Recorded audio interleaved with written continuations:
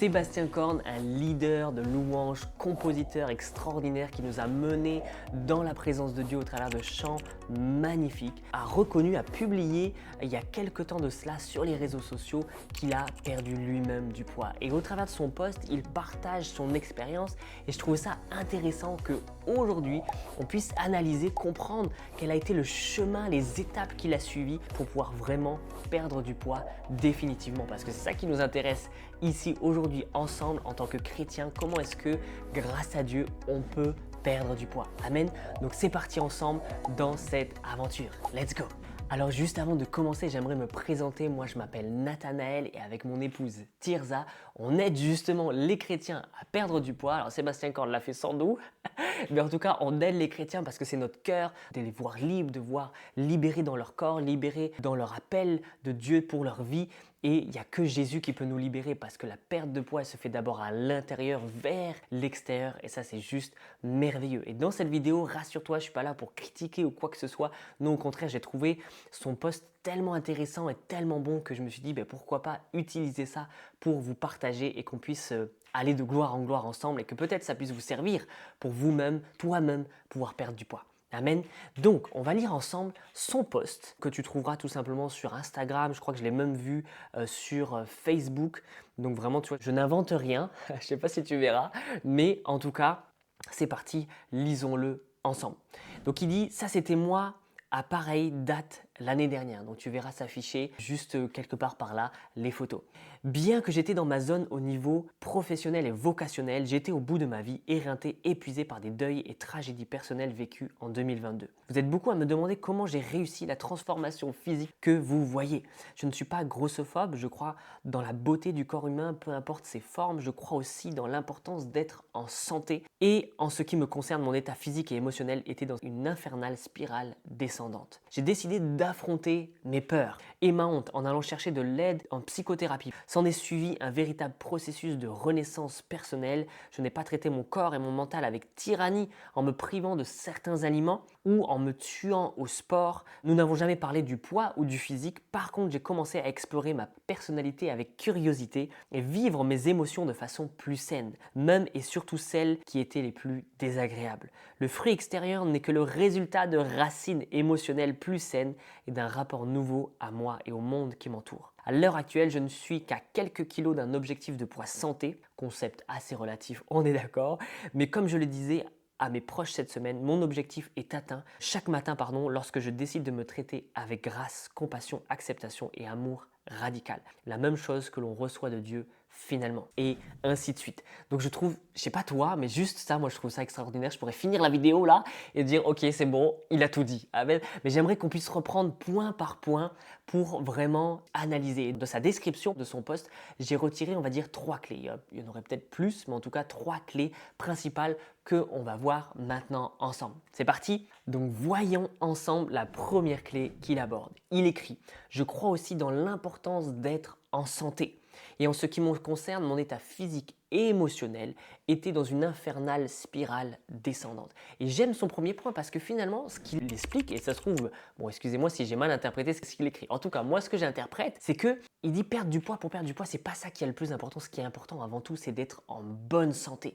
Parce que si je suis en santé de manière globale, physique, émotionnel, psychologique, alors ça va se voir sur mon poids d'une manière ou d'une autre. Et c'est ce qu'il a l'air en tout cas de pointer du doigt dans cette première clé. Et c'est vraiment ce que j'ai envie d'aborder avec toi, c'est que la prise de poids n'est qu'un symptôme extérieur d'une problématique intérieure.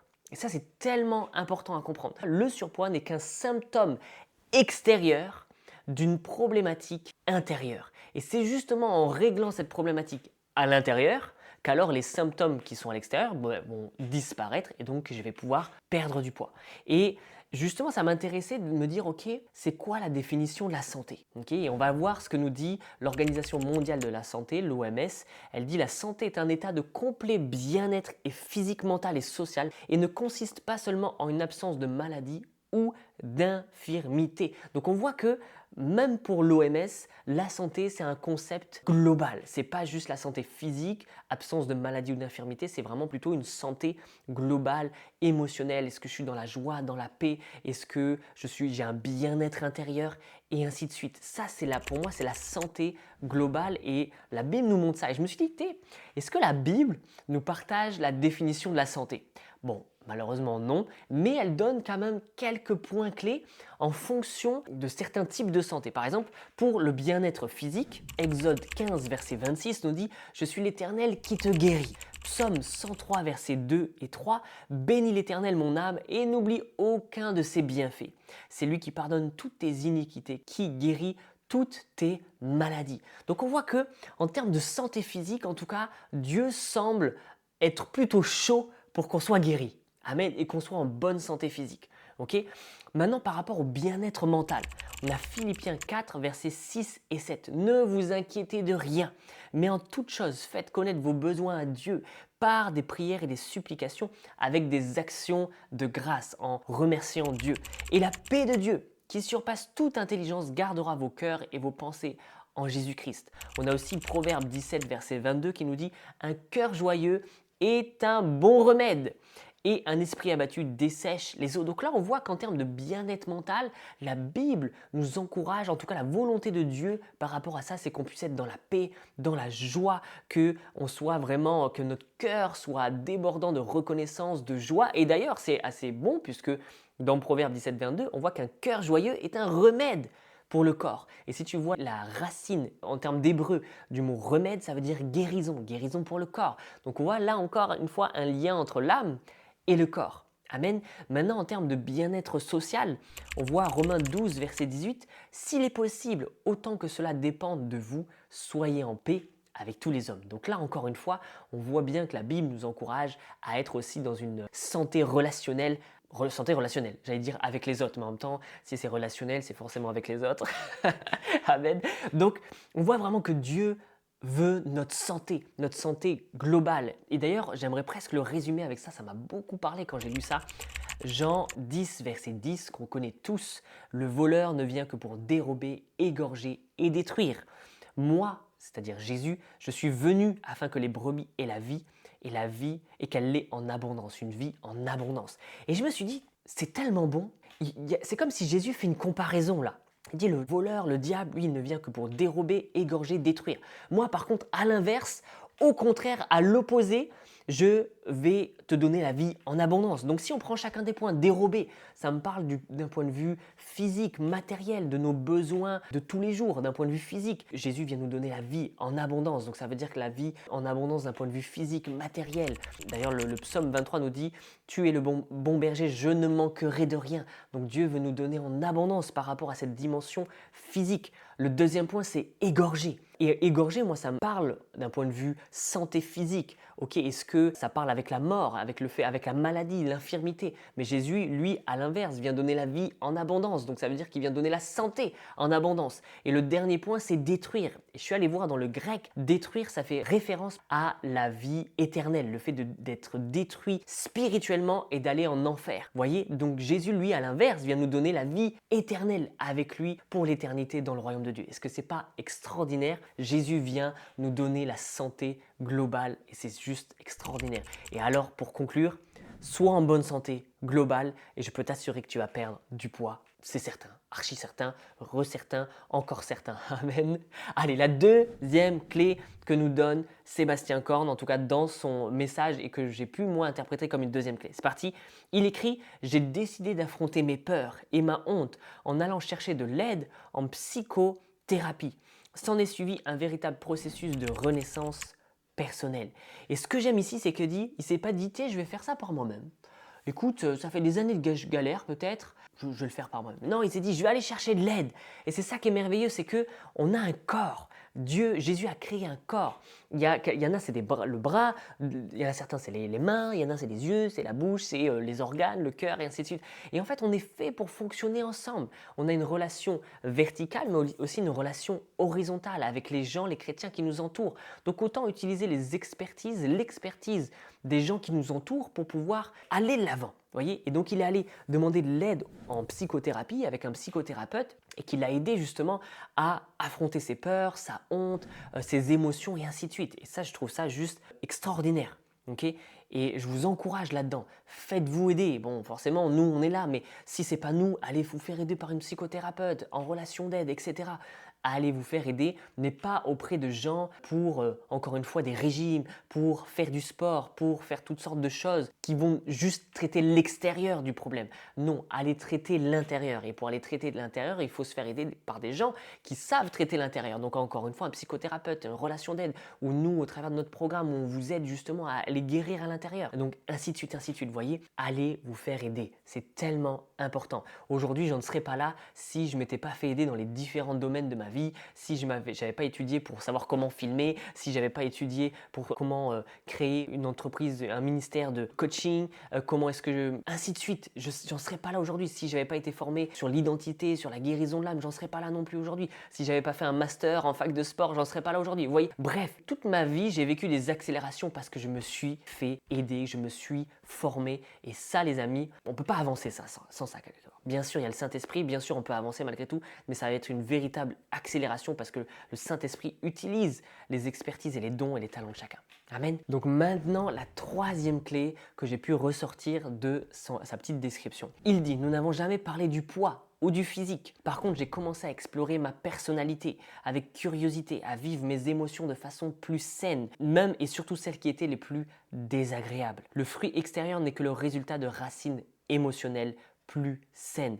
J'ai même envie de dire un fruit extérieur bon. Forcément, ça va être le résultat de racines émotionnelles qui sont saines. Parce qu'à l'inverse, si la racine émotionnelle n'est pas saine, les fruits extérieurs ne seront pas sains non plus. Et il dit encore d'un rapport nouveau à moi et au monde qui m'entoure. Et tu vois, c'est ça qui est bon. Et nous, c'est pareil, dans le programme, jamais, presque jamais, on parle de poids ou de physique. Pourquoi? Parce qu'on sait que c'est pas ça le problème finalement. Le problème, il est à l'intérieur. Donc, en allant travailler sur mes émotions, en allant travailler sur les racines émotionnelles, en allant travailler sur mes fausses croyances, en allant travailler sur peut-être des blessures, des traumatismes de mon passé, des expériences passées qui m'ont fait du mal et qui aujourd'hui ont une conséquence dans mon quotidien, mais en allant travailler à l'intérieur sur ces choses, alors je vais pouvoir voir un fruit, un résultat à l'extérieur qui va être bon. Si les racines sont bonnes, alors le fruit sera bon. C'est Jésus lui-même, j'ai pas, excusez-moi, la parabole ou le passage exact, mais c'est Jésus lui-même qui le dit. On reconnaît un arbre à son fruit.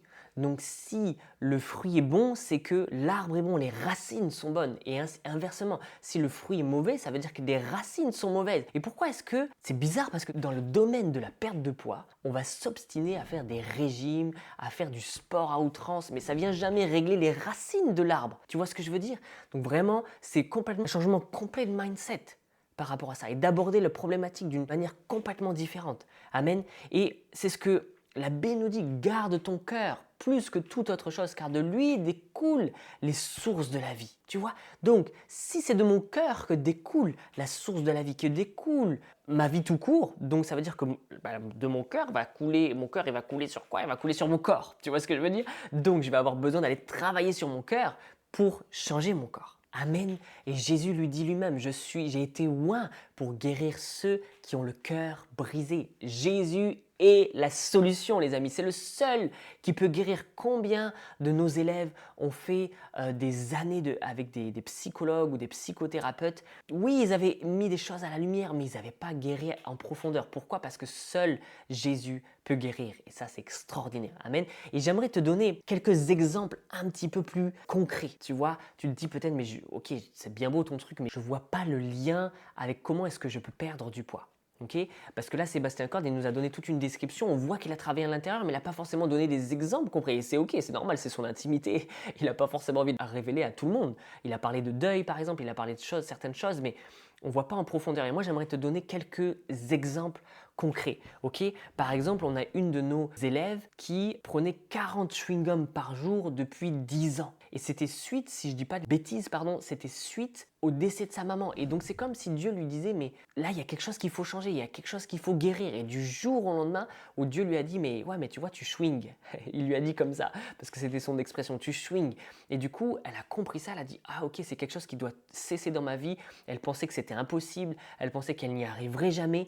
Et en fait, Dieu l'a guérie par rapport au deuil de sa maman, mais surtout, Dieu est venu détruire cette fausse croyance qui lui disait que c'était impossible qu'elle arrête. Et donc une fois que cette fausse croyance est tombée, que Dieu lui a montré si t'inquiète, tu vas y arriver, boum, du jour au lendemain c'était fini. Aujourd'hui ça fait plusieurs semaines qu'elle n'a plus pris un seul chewing-gum et elle est complètement libre et ça lui manque même pas. Amen. Et j'ai foi que ces chewing-gums pouvaient provoquer peut-être du stress ou provoquer en tout cas peut-être certains soucis de santé. Je ne sais pas si c'était clairement lié à sa prise de poids, mais moi je l'ai foi. Je crois que ça peut être lié. Okay. Maintenant, par exemple, on a certaines de nos élèves qui avaient des sentiments de solitude liés à certaines blessures de leur passé, certains abandons qu'elles avaient pu subir auprès de leurs proches, de leur père et ainsi de suite, ou certains rejets. Et donc elles se sentaient seules au fond d'elles. Et lorsqu'elles se sentaient seules, qu'est-ce qu'elles faisaient? Elles avaient tendance à grignoter. Et donc je grignote pour combler comme un vide au fond de moi. Et ce grignotage, on le sait, le grignotage, c'est un facteur majeur de prise de poids. Donc, à cause de sentiments de solitude, ça provoquait du surpoids. Tu vois. Et donc, en guérissant ça, en guérissant le rejet, l'abandon qu'elles avaient subi dans leur enfance, alors ce sentiment de solitude a pu disparaître et alors les grignotages ont cessé et alors elle a pu commencer à perdre du poids. Est-ce que c'est pas juste merveilleux? Un autre exemple, par exemple, certaines de nos élèves avaient subi des choses particulières avec des hommes dans leur enfance, à tout niveau, comme tu peux te l'imaginer. Et en fait, elles s'étaient créées comme une carapace pour comme se protéger du regard de l'homme. Quelque part, si je suis trop belle, je vais attirer les hommes. Tu vois? Et donc, je vais créer comme une carapace de surpoids, comme ça je serai soi-disant moins belle. Et donc, j'attirerai moins les hommes, ce qui n'est pas forcément une vérité. Mais... Et donc, elle a dû guérir de ces traumatismes du passé pour ne plus trouver sa sécurité dans son surpoids, mais trouver sa sécurité en Dieu. Et alors, elle a pu faire tomber cette carapace et alors, elle a pu commencer à perdre du poids. Est-ce que c'est pas juste... C'est tellement merveilleux, les amis. On a un Jésus tellement merveilleux qui veut nous guérir. Donc surtout ne passe pas à côté de ça. Okay. Par exemple, on avait aussi notre élève qui avait beaucoup de culpabilité à cause de manipulations affectives qu'elle avait vécues aussi, certaines relations, donc beaucoup de culpabilité aussi dans la manière dont sa mère ou son père lui disait de faire certaines choses. Il y avait comme une manipulation affective et donc il y avait toujours cette recherche de devoir être bien, de devoir faire bien, de devoir être parfait et donc il y avait toujours une culpabilité, je suis pas assez bien, je suis pas assez ci et donc qui dit culpabilité dit mal-être intérieur et donc pour combler ce mal-être intérieur il y a beaucoup de stress, beaucoup de grignotage et donc du surpoids. Et en tout cas, beaucoup de grignotage. Et donc, elle a dû guérir de ça, guérir de cette culpabilité à l'intérieur pour se libérer de ce grignotage et donc perdre du poids à tout jamais. Amen. Donc, tu vois, quelques exemples, c'est des exemples assez profonds que j'ai choisis parce que je voulais que ça te parle et que je voulais te montrer à quel point certaines racines émotionnelles pouvaient vraiment, ou des blessures émotionnelles, des blessures dans notre âme, dans notre cœur, pouvaient avoir un impact sur notre surpoids. Tu vois, Sébastien Korn parle vraiment de racines émotionnelles, les émotions. On dit bien l'expression, c'est « je mange mes émotions ». Par exemple, je ne sais pas si ça t'est déjà arrivé, moi oui, quand j'ai de la frustration, de la tristesse ou même de l'ennui, parfois avant j'avais envie tout de suite d'aller vers la nourriture pour comme combler ça. Tu vois, comme pour combler cette frustration. Ou quand les enfants, t'es à la fin de la journée, t'es fatigué, t'es épuisé, puis les enfants te font tout un truc, et du coup, ils sont couchés, t'es là, ah, je veux dormir, je veux... Mais il y a en toi, il y a un truc qui te dit, allez, va grignoter, va comme te donner une récompense, va comme t'apporter du réconfort, tu vois. Et du coup, je viens manger mes émotions. Ce qui n'est pas du tout une solution, on est d'accord, et plutôt de gérer mes émotions avec Dieu, ça c'est la solution. Amen. Donc c'est vraiment pour clôturer les trois clés, les trois principes que j'ai pu ressortir de la description et des étapes par lesquelles Sébastien Korn a pu passer et qui lui ont permis de perdre du poids comme tu as pu le voir dans les photos. Et je trouve ça juste merveilleux et merci à lui. Je pense pas qu'un jour il voit cette vidéo, peut-être, je sais pas, mais en tout cas, merci à lui de nous avoir partagé son témoignage parce que, comme tu le sais, le témoignage appelle le témoignage. Le témoignage libère les vies. Ce que Jésus fait dans ma propre vie, si je le partage, alors c'est comme l'esprit de la prophétie, alors ça va pouvoir toi-même, tu vas pouvoir vivre cette liberté. Et c'est pour ça que j'ai pu partager quelques témoignages, que lui-même a partagé son témoignage, que tu trouveras des témoignages sur notre chaîne YouTube parce que le témoignage appelle au témoignage et cette liberté qu'elles expérimentent parce qu'elle est partagée, tu vas pouvoir la vivre aussi. Amen. Donc d'ailleurs, c'est tellement puissant. Partage. Dès que tu as un témoignage, partage-le autour de toi. Amen. Donc pour conclure, tu l'auras compris, le surpoids n'est pas juste une question de je mange trop, je fais pas assez de sport. C'est une question à l'intérieur. On a besoin d'aller guérir à l'intérieur, dans notre âme, dans notre cœur. Et alors, ça va surgir à l'extérieur. Amen. C'est comme la face visible de l'iceberg ou la face cachée. Ben, si je veux régler la face visible, il va falloir que j'aille m'occuper de la face cachée, la face immergée de l'iceberg. Amen. Et pour finir, Dieu veut que tu sois guéri. Dieu, comme je l'ai montré dans la définition biblique de la santé, Dieu veut dans chaque domaine de la santé, chaque axe, chaque pilier de la santé, Dieu veut ta santé. Donc fonce dans ses bras d'amour parce qu'il te veut en bonne santé et avec lui, tu vas y arriver. C'est quand je suis faible, quand je suis dépendant de lui, quand je me mets à aller dans ses bras d'amour, qu'alors je deviens fort, qu'alors je vais pouvoir expérimenter la consolation, la restauration, la guérison, tous les mots en on et qui nous emmènent à aller de gloire en gloire avec Jésus. Amen. Donc let's go mon ami, si tu as besoin d'aide, tu l'as compris, c'est un petit peu notre ministère et notre métier. Donc fonce aller voir notre masterclass que tu trouveras juste en description dans lequel j'aborde encore plus en profondeur certains domaines. Et si tu en as besoin, bien sûr, nous, on peut t'accompagner. Sous la masterclass, tu trouveras la possibilité de réserver un appel et on pourra voir comment nous, on peut t'aider. Prends soin de toi, mon ami. Tu es béni. Jésus veut ta santé. Merci à Sébastien Korn pour son témoignage. Merci à toi pour être resté jusqu'à la fin. Tu es béni. Dis-nous en commentaire ce que tu en as pensé. Et on se dit à très vite dans la prochaine vidéo.